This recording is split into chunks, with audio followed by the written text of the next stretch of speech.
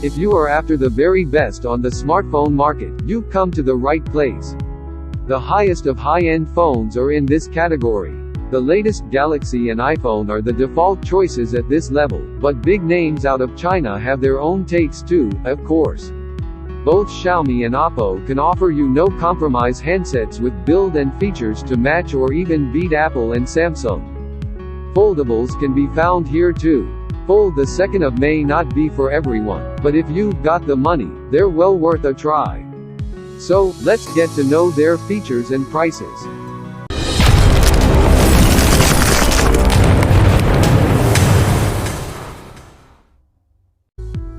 Samsung S21 Ultra 5G. Similarly to the Note 20 Ultra before it, the Galaxy S21 Ultra gathers all the cutting-edge tech Samsung can offer to the public, short of a foldable screen. It's only natural that it has a superb display with all the bells and whistles, this time including S Pen support. Battery life is class-leading, the latest Gen fingerprint reader is great, the stereo speakers are loud and clear. Then there are the cameras. A quad setup means you have two teles on this Galaxy Ultra going all the way up to 10x natively. On the ultra-wide end there are developments too. The addition of autofocus has left us with one less thing to complain about and made it competitive for a change. And the main unit is a new and improved take on the 108MP nanopixel concept with advancements in HDR, low light and autofocus performance. The selfie camera continues along the same lines, delivering praiseworthy results. The continued regional divide that leaves the bulk of the world with what some perceive as the inferior Exynos chipset is hardly ideal, though the gap between it and the Snapdragon have gotten so small as to be irrelevant. The barebones retail package is also not our favorite trend, even if it's being marketed as environmentally friendly. The disappearance of the micro SD slot for this generation is hardly ideal either. Ultimately though, these are small enough as to be largely immaterial and Galaxy S21 Ultra is a winner.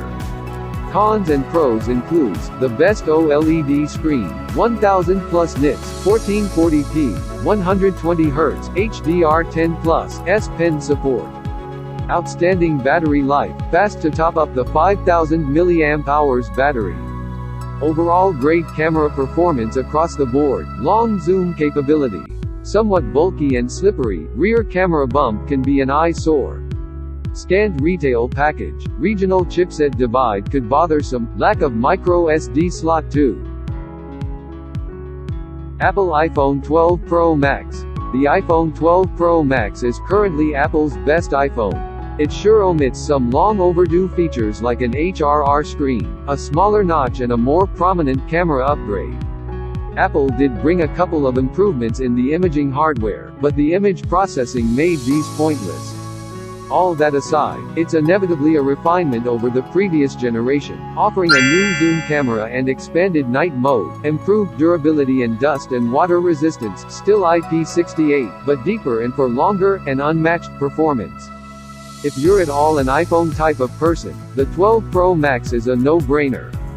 Same goes for the regular Pro, in fact. It's up to you to decide which size suits you best. No matter the hardware differences, you will still get the same experience. Got to love Apple for that. Cons and pros includes, best iPhone ever.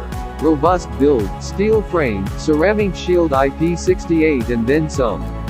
Most potent chipset on the market. Huge notch, slippery design. Display is missing the all-important high refresh rate. No memory expansion, lightning port. No charger, no headphones in the box. Expensive. Xiaomi Mi 11 Ultra.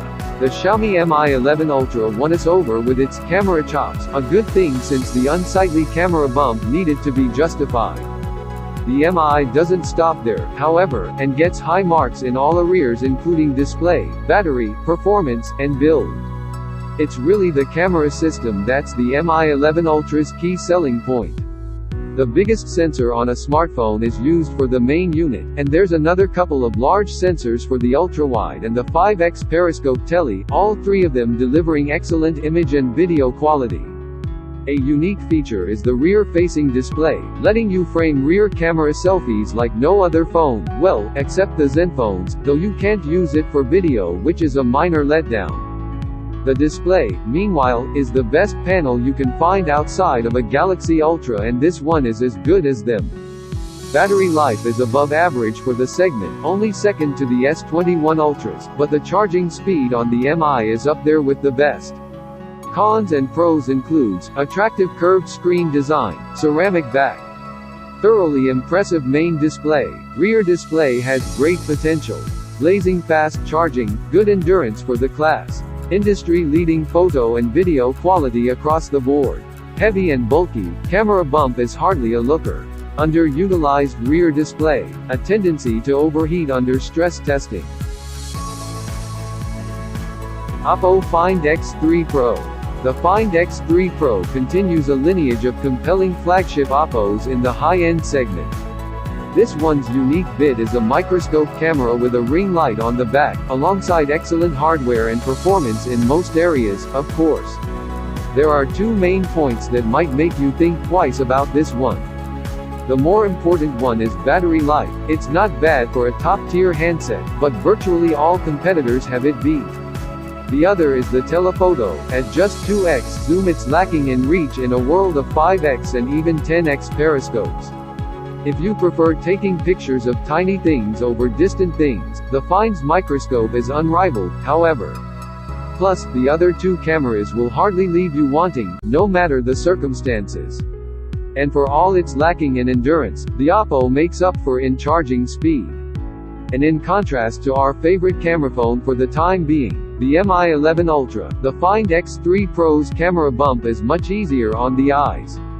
Cons and pros includes, exquisite design with mirror-like back and sweeping lines around the camera. Some of the fastest wired and wireless charging. Outstanding photo and video quality, day and night. Intriguing one-of-a-kind microscope camera.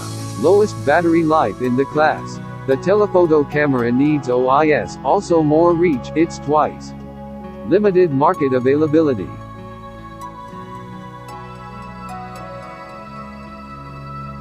VIVO X60 Pro Plus. It may look like a relatively unlikely to see this in the list, but the VIVO X60 Pro Plus edition here is well deserved.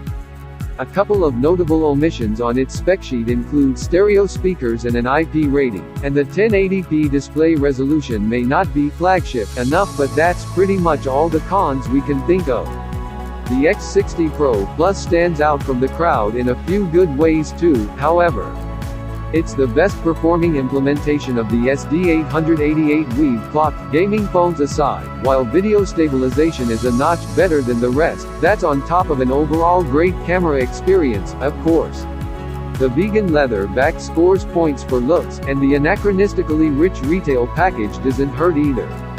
Cons and pros includes, high quality build, premium looks, rich retail bundle. Class-leading performance, great photo quality across the board, excellent video stabilization, 1080p display among 1440p competitors, no IP rating for dust and water protection, no stereo speakers. I know people buy phones according to their different needs and purpose.